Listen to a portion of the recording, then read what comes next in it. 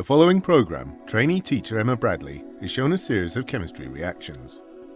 Emma has come to the National Science Learning Centre in York to learn how to carry out these reactions in the classroom. The demonstrations have been chosen to highlight various aspects of chemistry, such as rates of reaction and energy changes, and they have all been selected to enthuse and inspire your audience. All the reactions have been assessed as safe to carry out in schools by CLEAPPS. So don't just show your pupils this video, get hands-on and show them some real-life chemistry.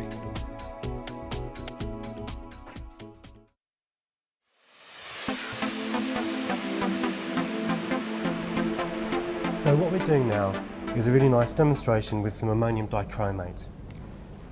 So what we're going to do is take our ammonium dichromate. And we're just going to use an ethanol soaked splint to help start the reaction off. So this will act as our fuse.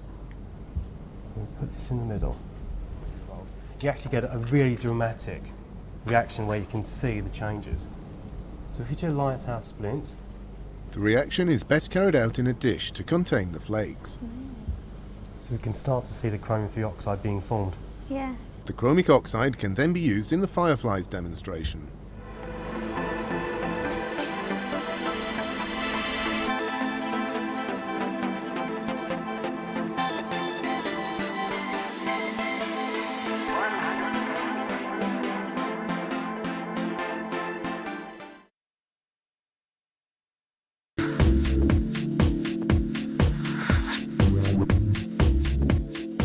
So this is the catalytic oxidation of ammonia with chromic oxide flakes, and it's a really nice reaction to show how ammonia can be oxidized with oxygen in the air, and it's an exothermic reaction, but you need a catalyst to make it go. Right.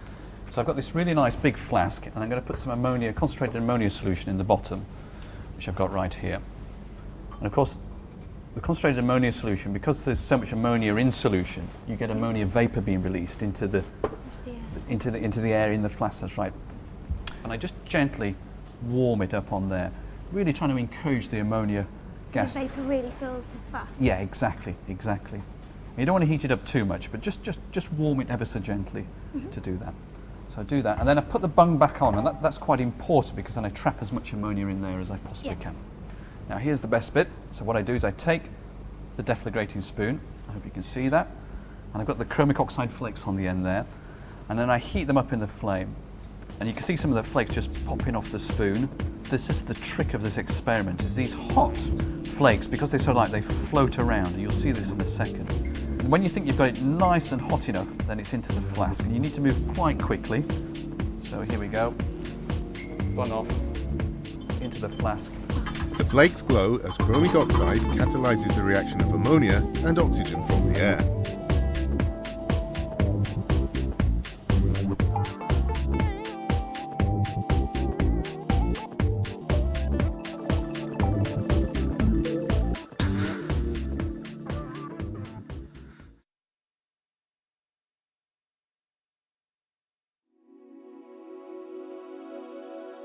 This is one of my favourite experiments. It's a colourful exothermic redox reaction.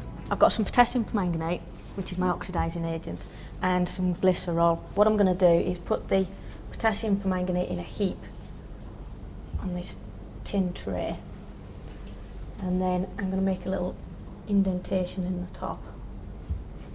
So that's where I'm going to pour the glycerol into. So I'm going to pour the glycerol on. It's quite gloopy. The glycerol should be fresh, or if it is a bit old, warm it to drive out any moisture. There is a time lag for this experiment, but you can use this to build suspense. Now there we go, it's taken off. That's the steam that you can see coming out. Oh, look at that flame. Pink because of potassium. Yeah.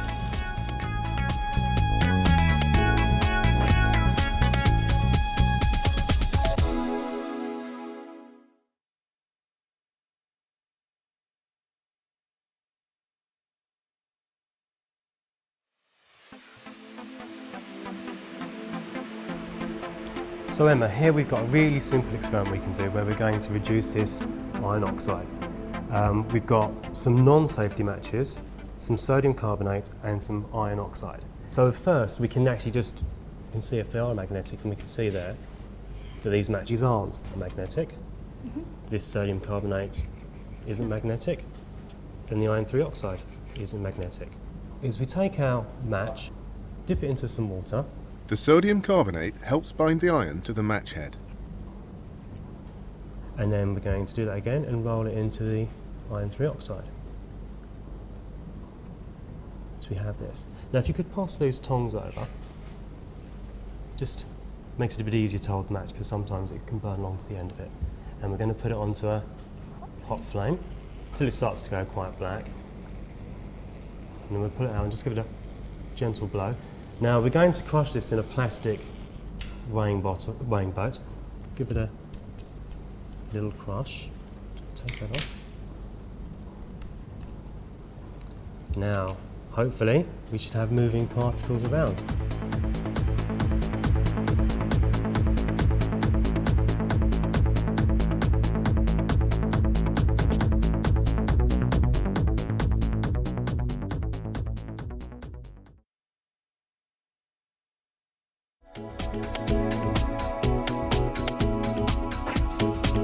This is an interesting variation on displacement reactions. So what we've got is some magnesium powder and some silver nitrate crystals. And what we can do is mix the two powders, which we've kept completely separate, and everything is completely bone dry.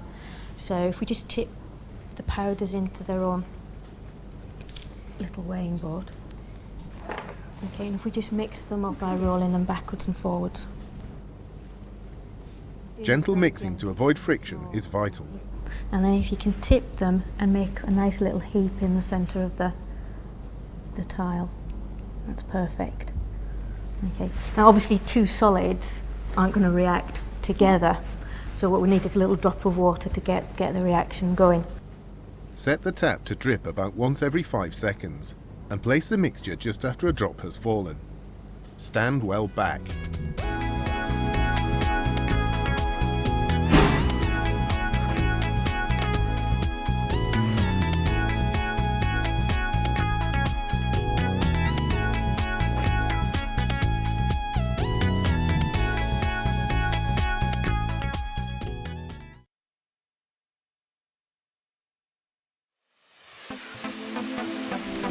Okay, reaction for you to have a go at. Okay, two elements reacting together to form a compound, so redox reaction. You've got some iodine and some aluminium powder. What we're going to do is mix the two together using the careful rolling them together method. The aluminium powder needs to be fresh, otherwise it will already be oxidized.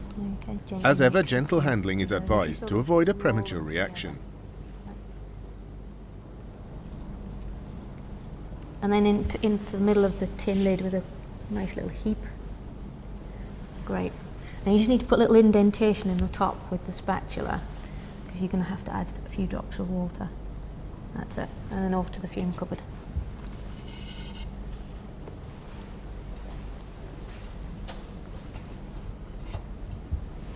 Alright.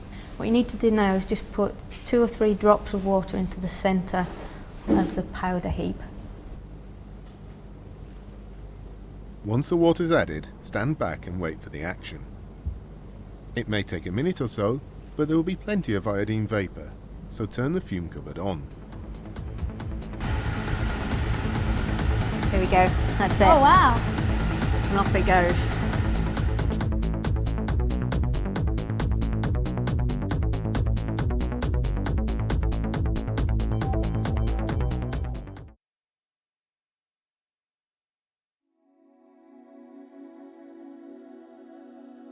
Right, there's lots of nice exothermic reactions that you can do, but there aren't many exciting endothermic reactions, and this one's quite a spectacular one.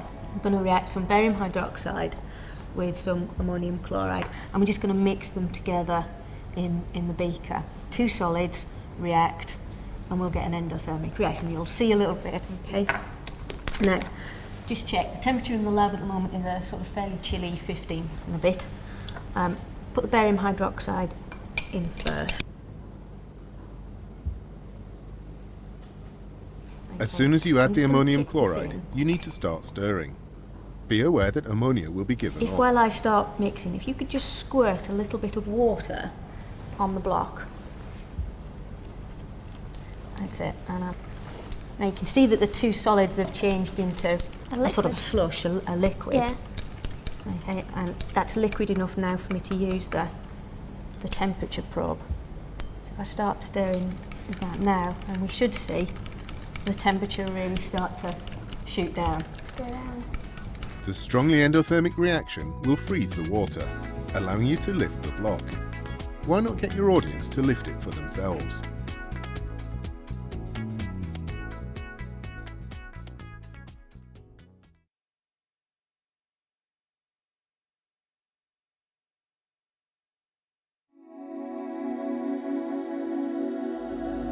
So Emma, what we have here is a really nice demonstration that shows the effective particle size and surface area. Now, what we've got is an everyday item, and this is coffee whitener. Now, what I want you to do is just try and light it with a match. You've got some matches on you.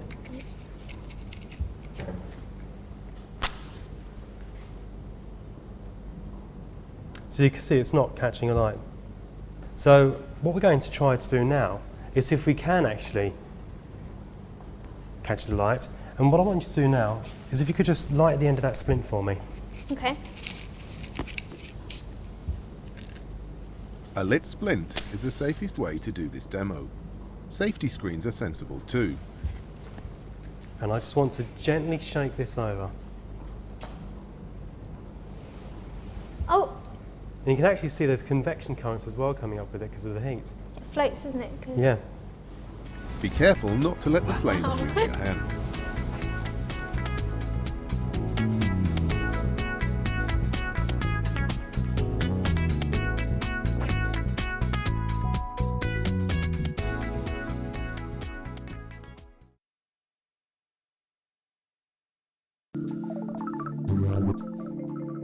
Right, combustion of alcohols on a slightly larger scale. What we've got is a polycarbonate plastic bottle, type you get in water fountains. And we've got some propan 2-ol. So the first job is to put the propan 2-ol into the bottle. So I'm going to add the propan 2-ol.